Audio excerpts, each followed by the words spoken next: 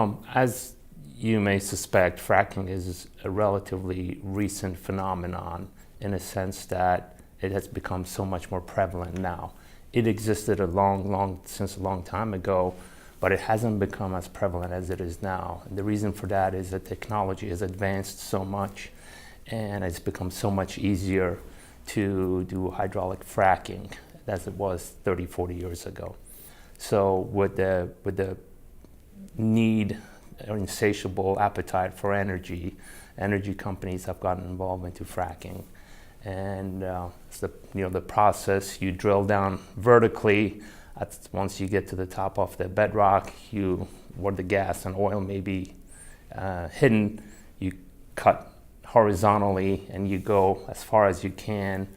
Then you pump in high pressure water, so-called fracking fluid, with small bit of chemicals in it to basically crack open the rock and release the oil and gas and have it come back to the surface and collect it. So when you're dealing with a process that involves drilling, pressure, high volume of water, and some chemicals in it, you're bound to at some point to see some kind of a system failure along the line somewhere. Predominantly speaking, the primary source of a risk is environmental pollution or contamination. You get this stuff down there, and as part of the process, even as part of a natural process, when you pop the rock open, you could be getting methane gas, which is naturally in the rock, but it can pop up to the surface. So pollution liability is a significant risk associated with fracking.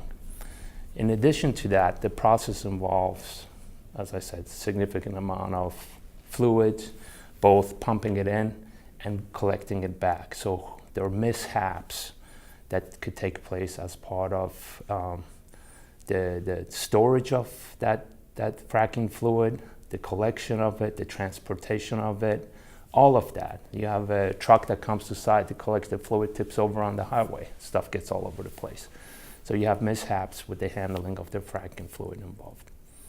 And I guess last but not least, when you deal with pressure types of situation, you could have explosions, you could have blowouts. I have seen significant number of cases recently filed that talk about seismic events or earthquakes associated with fracking in places like Arkansas, Texas, Pennsylvania, where they never had any kind of significant earthquakes. All of a sudden, there's stuff getting registered on the Richter scale. So that's an area that presents a risk.